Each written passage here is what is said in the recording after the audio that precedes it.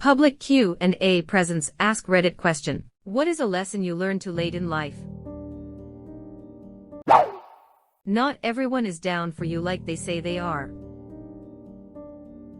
Ride or die is actually usually ride until it gets a little uncomfortable or inconvenient, then you're on your own, but when my life goes up in flames, I will expect you to throw yourself in front of a bus for me cause we ride or die. LOL. My ride, you die.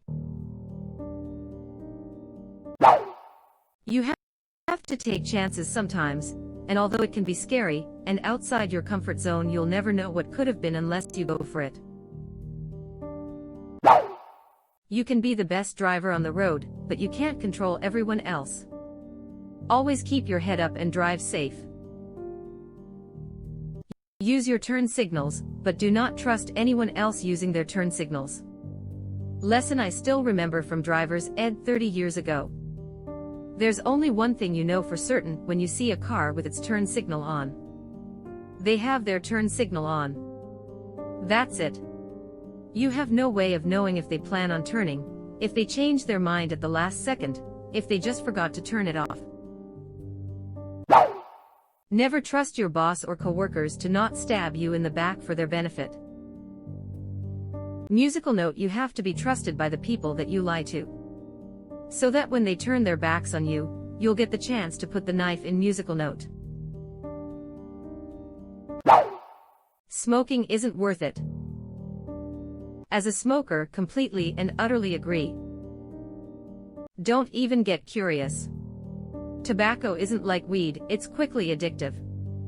The stupid marijuana PSAs with one puff can ruin your life should be used for cigarettes. It's not fair. Don't kill yourself working at a job that would replace you without a second thought. This one is so important. An early career lesson for me was to set boundaries with work or your bosses. First job, worked my ass off for the first few years, but my managers stopped appreciating it and started handing promotions and raises to newer, younger slackers. I eased up on how hard I was working, but going from 150% to 50% drew so much more negativity than everyone else who'd been giving 10% steadily from day one. So, another important lesson. Never, ever start off giving 100%. Never.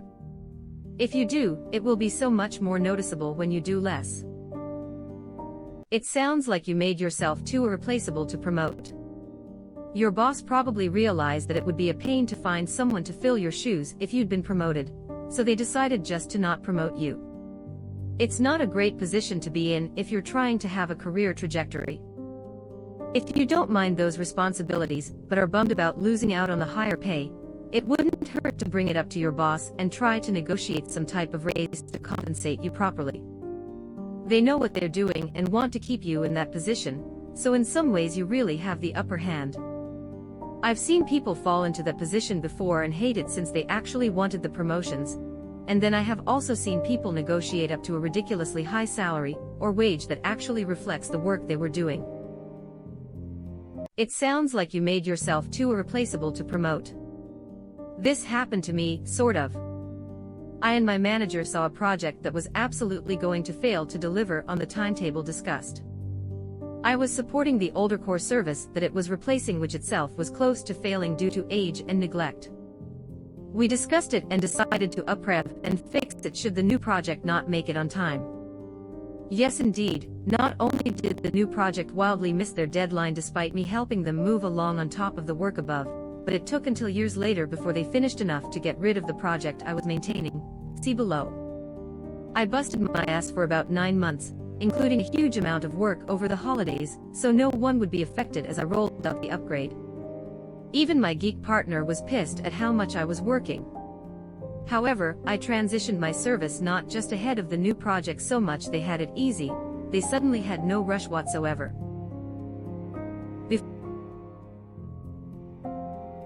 Before he moved on to other things, my then manager did manage to get me a decent raise and promotion, and I'll never forget that. Sure, I had saved the place I worked at some serious, long-term issues and cheaply. But that I actually got rewarded was unprecedented. And then, nothing. For quite some time the replacement project sort of putted along.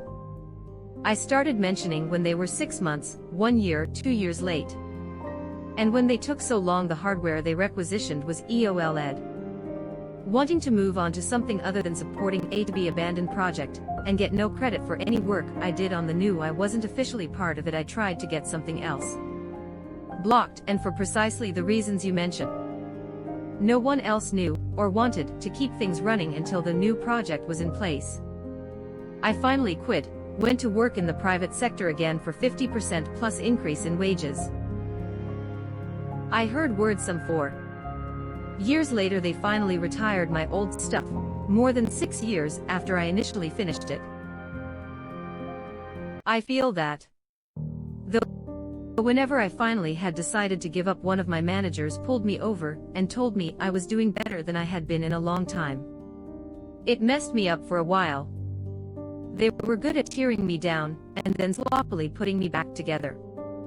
That's just the smaller bits of it. It's a whole drama llama episode to rant out what they did to me in the 4 years I worked my butt off. I learned this one hard in my last job. Switched to a new place a few months back, and I now make a conscious effort to push back when I am feeling snowed under instead of being the guy who people lean on. It's worked out great so far. Don't assume people will automatically notice hard work. Some only look for results. And some don't even look for those. They prefer to have their asses kissed. You don't need a million friends. Maybe less than 10, maybe 5 good friends. Put a lot of effort into those relationships instead of spreading yourself too thin. Feels harder as the world is so transient these days, and people move all around the world. It's easy to lose and gain friendships very quickly. Or even if you maintain long-distance friendships, they are more difficult to maintain, and may not be as impactful to your social needs. I used to feel so guilty about having primarily short-term friendships that weren't super deep. Like I was failing at life. Similar to how some people feel like a failure that they are not married yet. What really helped me was applying Marie Kondo's methods. She has this thing where you thank an object for the purpose it fulfilled. Like if you got an ugly sweater as a gift, its purpose wasn't to become your most worn sweater, but to increase yours and the giver's joy when it was gifted. If it fulfilled that purpose, you don't need to feel guilty about parting with it. A friendship could be transient, but that doesn't mean it was worthless. I think back on all those people I was kind of friends with and wonder how that moment with them fit into the rest of my life. Was there something I learned from them? Did they learn something from me? Did we help each other through an awkward moment, even something as simple as a class project? Did we boost each other up emotionally, maybe by laughing at a funny joke, or having a conversation at some random party? Yes, deep friendships are still good for everyone to have, but there's value to short, shallow relationships. Just because someone seems nice at first, doesn't mean they are a good person. For me, it's just because someone has a nice demeanor, doesn't mean they are a good person. Some people can keep it up on the outside. Further advice. If anyone says you're their best friend within the first 30 days of meeting them, they're either a liar or a train wreck. Or both. Or in grade 2. Yeah, I declared my best friend the first day of kindergarten, but we stayed friends the whole time I was at that school.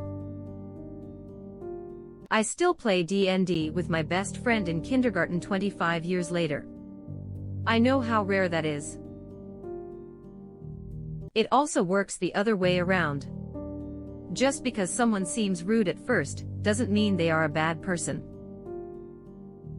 Some of my favorite people, especially coworkers, have been that type. They'll make fun of you in passing but also go above and beyond to help people. Sometimes you just have to let stupid people be stupid. I can do it myself. Now that we're in the digital age, I learned how to change my windshield wipers, trim my rabbit's nails, repair screen windows, replace my sub pump, etc. I always felt like I missed out learning hands-on thing because my dad checked out early. Nah, girl, you can do that shit on your own. Absolutely. YouTube is the bomb for this. Being alone is less lonely than being married to the wrong person. I am going through the initial process of a divorce right now. We just listed our house for sale, and a wave of the painful reality just hit me. Been sitting here doubting myself as to whether I am making the right choice. Might sound stupid, but this actually made me cry. I really needed to read this right now. Thanks. Editing to say I truly appreciate all the supportive comments. To all those that are in the same boat, I wish you all the very best. If anyone ever wants to talk, you're welcome to PM me. My wife just moved out today. We got this, buddy. My wife told me a week and a half ago that she was done. This hit home. We got this. Mine told me a week and a half ago too. It's so hard. Never been married, but watching both of my parents be deeply unhappy in a loveless marriage for 30 years has been extremely upsetting. I completely feel you. My mom even went as far as telling me to take note and not make the same mistake she did. What a powerful and terribly sad thing to tell your child. Still think about it to this day, and believe me, I have definitely learned from her and their experience. Hope you're alright and hope your experience has not completely put you off meaningful relationships. My mom told me she wanted to split up with my dad the day my dog died. Granted, everyone was emotional and saying stuff they probably didn't know how to say, but her revelation went something like this. You know, I was staying with your dad because if we split up, I wouldn't get to see our dog every day. Brutal to hear, and the whole thing is still uncomfortable, but I have been there for my dad as much as possible. Edit. Since this info is juicy, my dog died 2 days before Christmas, 2019. My mom announced to the family on Christmas Day she wanted out of the house. COVID hit, and the shutdown started, and she disappeared.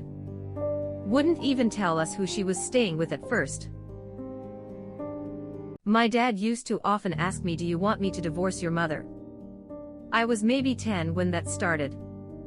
They divorced about 5 years later, after being married about 25 years and probably wanting to stay together for the kids. Do you want me to divorce your mother? I was maybe 10 when that started.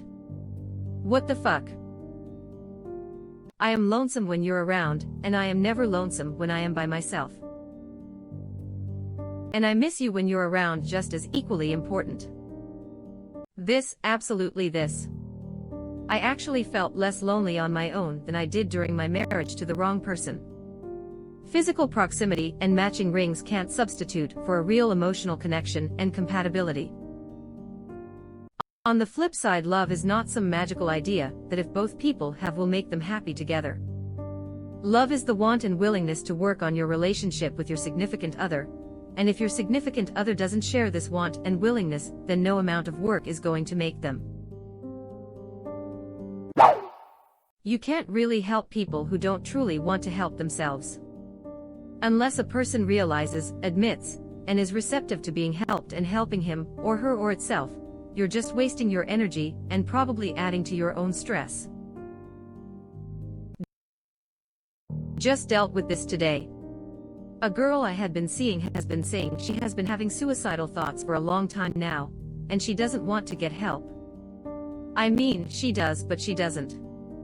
I don't know, it's really confusing, and for my own mental health, I just have to realize I have done everything I have can to support her, and offer to help with therapy or medication, and she just has to want it herself. Ugh. Some people who are suicidal won't accept or seek help because part of them doesn't believe they deserve help.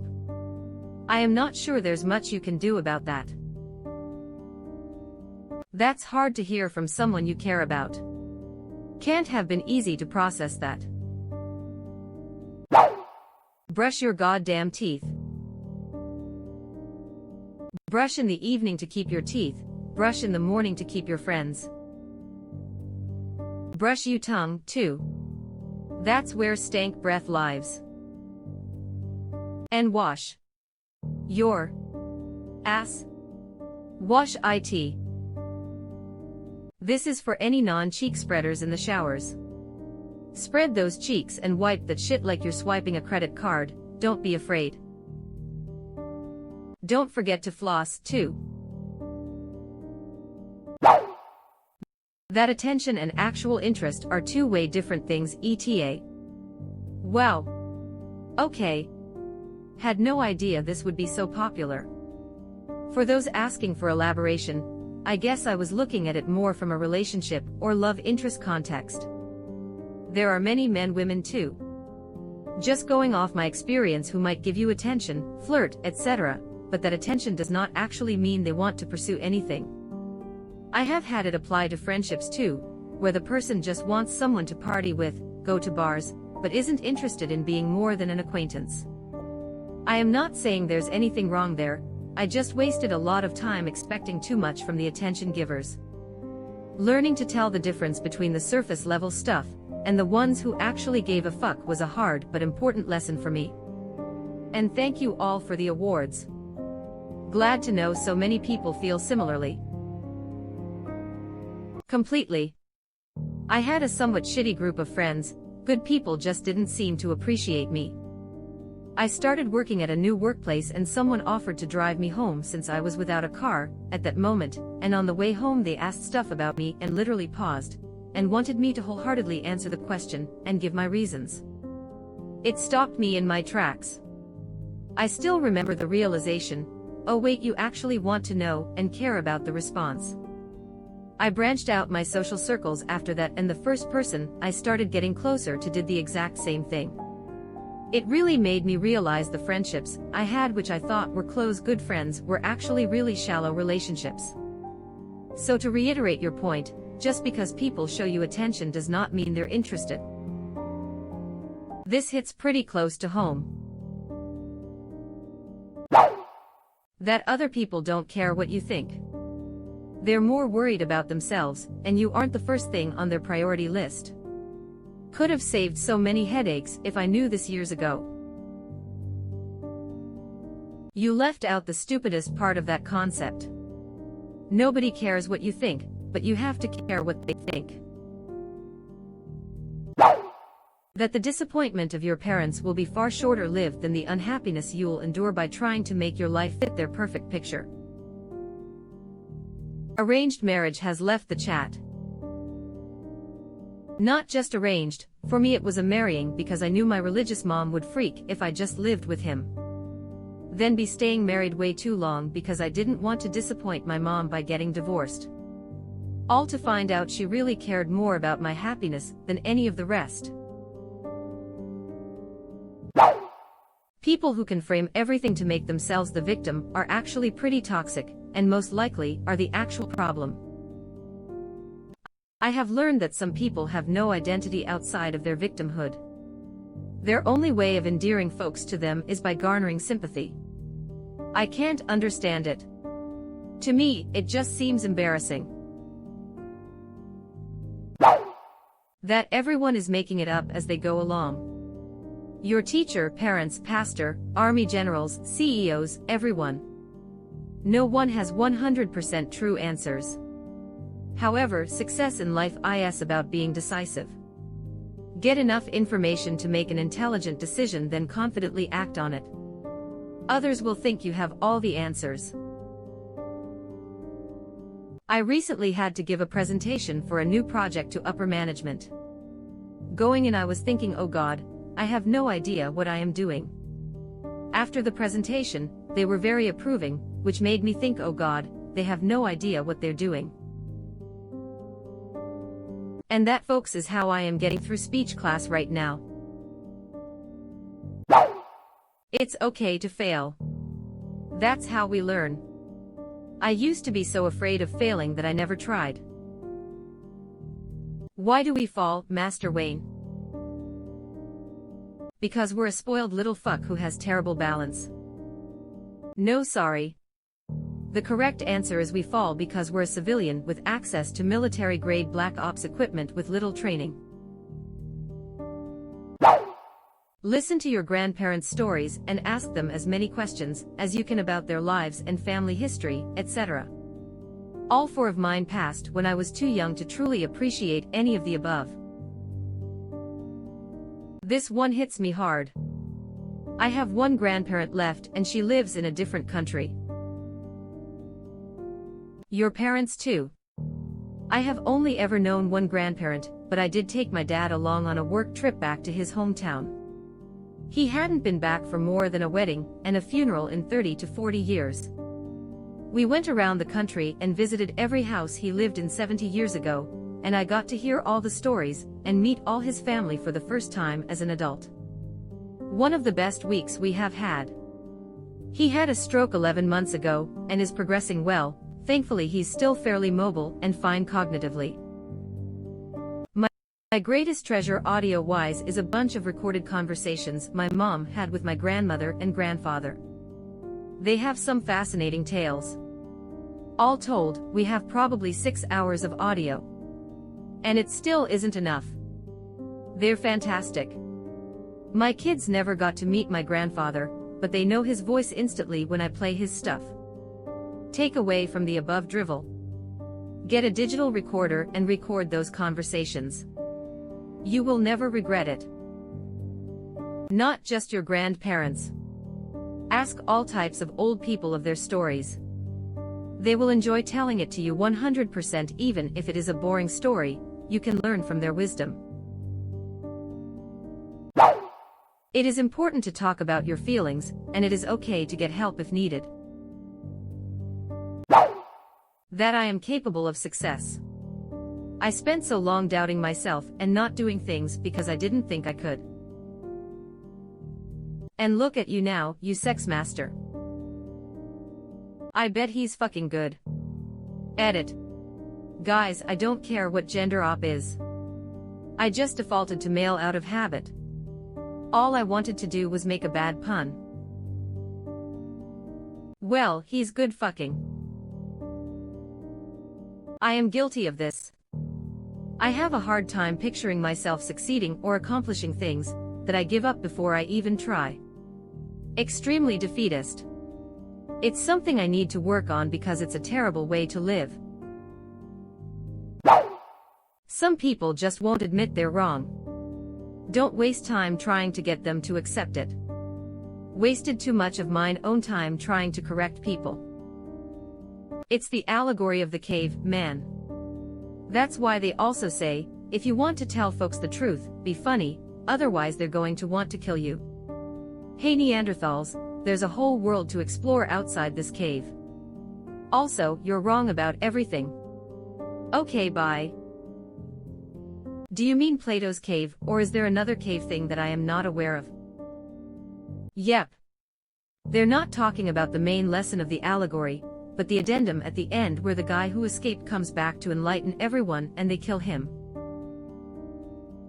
A lot of people see every discussion as a battle for themselves and not for the truth. The importance of dental health. I didn't take care of my teeth in my youth, and now that I am older I very much regret it. Finally, something 10 out of 10 dentists can agree on. I dunno. I would have thought so, but subreddit dentist or the 10th dentist is starting to get a kind of funny look in his eye. Edit. Thanks user super potato pancakes are pretty amazing. I can only imagine what super potato pancakes must taste like. For the first 20-something years of my life I brushed my teeth 1x a day, and almost never flossed, mostly due to forgetting constantly. Recently I started taking better care of my teeth, but despite doing everything now I am starting to have problems. I have had a lot of cavities show up in the past year, and I am guessing it's from 20-something years of neglect. Do better. I brushed twice a day and flossed every once in a while, Hadn't been to the dentist in 10 years though. I have fantastic dental insurance and no fear of the dentist, just hate making appointments. Anyway, finally made an appointment I kept. 8 cavities, fuck. It's been a year since I have had them all fixed, and I feel so much better mentally now. Brush twice a day, at night with an electric toothbrush, floss at night also. My last cleaning they said my teeth liked great. Indeed do better, and it's not too late to get your mouth fixed. I brush once a day and probably skip flossing a couple times a week. Dentist keeps insisting my teeth and gums look great. I think it has more to do with my diet. I don't eat or drink sweets that often. And I am in my 40s. I didn't have a filling until my early 20s, was always so particular about my teeth, and always a little anal about personal hygiene. In 2016, I had gastric bypass surgery, and for some reason my teeth have gone to shite. I am paying for a dental implant because I am freaked out about a gap near the front of my mouth. I don't want to smile or sing, and it's really got me down. Sadly, when they said it had to come out, and they tried to take it out, it shattered and left a stump that he couldn't get out. That was in January. Today I finally had the stump removed, and I am feeling awful, but it's one more step towards an implant that I am paying over £2,000 for. I think in all to keep this tooth, I have paid $3,000, what with the root canals and trying to save it without an implant. Look after your teeth, people, and take calcium supplements, and make sure you're okay with VITD too. What kinds of things didn't you do? Did you skip brushing your teeth, only brush once a day? Brush for less than 2 minutes? Only use mouthwash? Not floss at all? How old were you when you first started having issues? What issues with your teeth do you have now? Sorry for the questions. I don't want to end up with horrible dental troubles. For now the dentist says I am fine, but I am kind of paranoid. Mostly flossing is the issue. It's a lot more important than people realize. So for me, I didn't floss till like my mid-20s, when finally someone told me why it is so important. Of course I had a shitload of cavities that had to be fixed. Also, brushing every day, twice a day, is a hard habit to form if you don't form it early. I started having issues in my teens, but I am 28, still struggling to get my shit together, and still get cavities. Also, fillings don't last forever, they will eventually have to get redone. The kind of romantic love I had hoped for was a fantasy in my head, and not how most normal relationships work. Edit. Hey guys, thanks for all the thingies. Hugs or goats or whatever back at you. My eyes are crap from staring at tiny caterpillars all day. I learned about love through fanfiction written by fellow teenage girls. Which is to say, I learned nothing. I love you, Y or N, said Harry Styles, handing the $1 million check to your mom and loading you into the back of his van. Ah yes, the millionaire pop star kidnapper academy subgenre. A tale as old as time. Don't even get me started on the sexy mafia kidnapping genre. I did okay with getting into relationships, but they never lasted, and I had this real longing for the forever. I always thought there would be one person and soulmates, etc. Not to say that there aren't people who make that dream happen. But nothing is guaranteed, and even when you do get your one true love, sometimes they die early, like my father or my student's husband. It's a real crapshoot. Reminds me of a quote by Epictetus. You aren't guaranteed to a happy life, just life. You aren't guaranteed a good parent, only a parent. I want everyone's love to be as pure as the love that I wrote between Anakin and Obi-Wan. Well, relationships require work and compromises, of course, but there are also people who are more traditionally romantic than others. The definition of what is romantic also changes from person to person. Being the married person in a friend group trying to set these types of expectations with single friends is exhausting. Like, they break up with people for small issues we talk about and resolve on a Tuesday, and then lament how single they are. They read so much romantic smut they forget their partners have feelings and needs that are just as important and valid as theirs, then run away at the slightest sense of not being in the right and having to compromise because romance novels never showed real relationship conflict, and they don't believe me as the youngest that I know what I am doing here. Relevant username. And importantly, the romantic love most of us grow up dreaming about isn't even healthy. It's Hollywood bullshit and borderline abusive. To add to this, being in a relationship shouldn't be a chore. It should be a positive addition to your lifestyle. If you cannot dedicate time to it because of this or that, I recommend you stay single. It's fine if it feels like a chore once in a while. A relationship isn't always smooth sailing. It's a give and take, but the rewards are worth it. People aren't as smart as they think.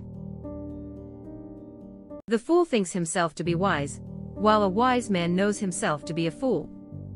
William Shakespeare. I know that I know nothing, Socrates. I taught for 9 years. This big time. I taught in my hometown, so I had the children of former classmates as students. And I worked with my former teachers. Very eye-opening experience. Edit. Fixed a typo. Edit 2. Thanks for the award. Very cool. Edit 3. Most upvotes ever. Thanks, kind people of Reddit. Well, imagine teaching the son or daughter of your best friend. Imagine also knowing what your old teacher thought about you. If I were you, this would have been a quite weird environment to work in TBH. Edit. 4K upvotes. Wow. I had my best friend's son as a student for 4 years. For his graduation gift, he wants to join our weekly trivia game. If you wait till you're ready, you'll be waiting forever. Can you elaborate a little? A better way to put this is there is no perfect moment. If you want something, just fucking go for it. Just fucking send it, bro. Don't beg someone to be in your life. Please don't. He's begging you. Seriously though, this is good advice, don't do it. Definitely good advice. Please, please, please, please, please don't do it. Not in words, nor in actions. I've never begged verbally, but I absolutely have through actions. Staying with people through them being completely shitty to me, allowing them to choose other people over me repeatedly. Allowing them to take advantage of me, and always going back. I wish I gave half a shit about myself back then. Oh, the time and heartache I would have saved myself if I would truly known better. Why shouldn't I? Edit. It's been 20 minutes, and you still haven't responded. Edit 2. Please respond. Edit 3. Please respond. Edit 5. I notice you were recently active in subreddit funny, why haven't you responded yet? Edit 6. Just in case you don't know, the reply button is the little button that says reply. Edit 7. Please answer me. Where is edit 4? That was the DM. Oh. I get it. At first I was like, WTF is wrong with this guy? That's usually how people react when they meet me in the real world. Don't beg op into your life. Yeah. If someone wants to be in your life, they'll let you know by sticking around. There's never a good time to change things. You just have to choose when you're going to make the change and put the time, effort, and discipline in to make it happen. Example for me is quitting smoking. For years I told myself that I would quit smoking when things settled down, and over a weekend where I'll be home and stress-free. But then I would always start back because some stressful event happened and I needed it to help cope. The fact is, shit's always going to happen, but the difference is I need to change how I react to it. But that method is helping me in other areas. I used to game heavily and procrastinate on my adulting duties. Often I would neglect them as I would get so into a session, I would lose track of time and be tired. I still do it from time to time, as I am working on changing my approach, i.e., I will dust and vacuum everything before I get on. But it's absolutely nowhere near as bad as I used to be. You know what you need to change. Just start on one thing. Mine was quitting smoking. Since then I have focused on my health by walking more and exercising, as well as using my newfound time gained from each 5-minute smoke break. I had to invest into myself. You can never truly know someone until money is on the line.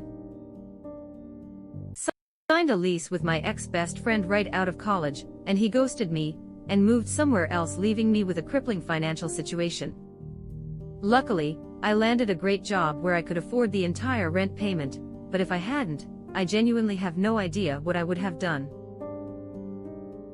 My parents grew up in a war-torn environment, and they saw firsthand how neighbors of their own kind would sell them out to the enemy in a heartbeat. They would say, "You don't truly know what people are like until they're desperate, but sometimes you can tell." Then again, if you've been on subreddit trashy or subreddit just no family, you know people will act up over an inheritance, etc. Yep. I thought I knew my brothers. Then when Dad died and it looked like there wasn't going to be any money from selling the farm, those cowards abandoned us, their disabled sister, their traumatized younger sister who saw her father die, and their 55-year-old mother. Money shows you who people really are. It's not too late, but I have learned that in certain situations where there's an opportunity to be accepted or rejected, whether it's work, romance, etc., sometimes the worst thing someone can say is no. Exactly. In many situations, I ask myself, what's the worst that could happen? And in more situations than I thought I would, the worst sure, kind of sucks, but isn't really that bad. Working your hardest and going above and beyond at your job doesn't guarantee you all get any farther there. It will guarantee an unrealistic workload and pace that you can't maintain for the long term with your employer, though. No better way to burn yourself out into total misery. The best place to be with work is just doing your job and clocking the fuck out. You're far more likely to advance at a career by being well liked. Do yourself a huge favor and just strive for middle. Take an opportunity to shine every once in a while, and maintain your mental health so you aren't a dick to your coworkers. I am 33, and it's taken me this long to truly and fully understand this concept. Average is not always a bad thing, especially in corporate America. Edit. Holy shit, you kind humans. These are my first awards ever. Thank you so much. Solidarity, my fellow semi-productive members of society. Flex biceps. Boundaries are healthy and important. You never really know someone until you tell them no. It's okay to drop people who don't respect your boundaries. And if someone respects your boundaries until they're angry, they don't respect your boundaries. It is okay to walk away from toxic family. I am not the monster they paint me as. I can't fix or save them. I can only protect my kids. It's not selfish to look after yourself and your happiness. Edit. Those of you who said that is by definition selfish, you're right. I think I used the word selfish because it was always considered negative. But you get the gist of it. Light skin tone, okay, hand sign. It's okay to be selfish and take care of yourself over others. One day you may look and see there's nothing that you feel proud or accomplished by because you were living your life trying to please others vs doing what you want for yourself. Edit. Thank you so much for the awards. Above is a lesson that I have struggled with for way too many years, and I am hoping to take my own advice in the future. I hope it can also encourage others because I know how guilty people can feel when they embark on self-care. This is such a deep cut. I have literally heard my mom say loving someone means you do whatever you can to support them and make their life better, even when it's detrimental to you. Still haven't fully unlearned that one after 33 years. I agree with the first part, but the comma should be a full stop. Edit. Wow, didn't expect so many responses. Just to clarify, I don't subscribe to this belief. My mom is actually pretty awesome and doing the best she can, and I am learning, and will teach my kids that part of supporting someone means taking care of yourself too. You don't need to set yourself on fire to keep others warm. It's okay to say no. When trust is gone, it's gone. This comment should be higher. Sometimes, we betray someone or are betrayed to the point where forgiveness isn't possible. In these situations, it's best to just cut our losses and move on. If someone talks shit about other people to you, they are probably talking shit about you to other people. Don't be the broken wing mender guy. I ended up doing that too many times. You end up attracting crazy instead of stable. Spending a few extra seconds to be kind to someone else. Person checking you out the grocery store. Tell them thanks, I hope you have a good day, or asking how's your day going. Going through a drive-thru. Say please and thank you after ordering.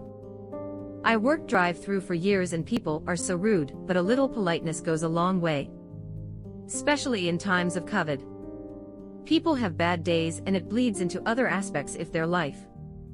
Show compassion and you could change someone's day.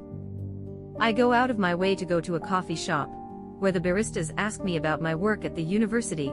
Sure, it's part of their job, but it makes me feel a bit more special about my work.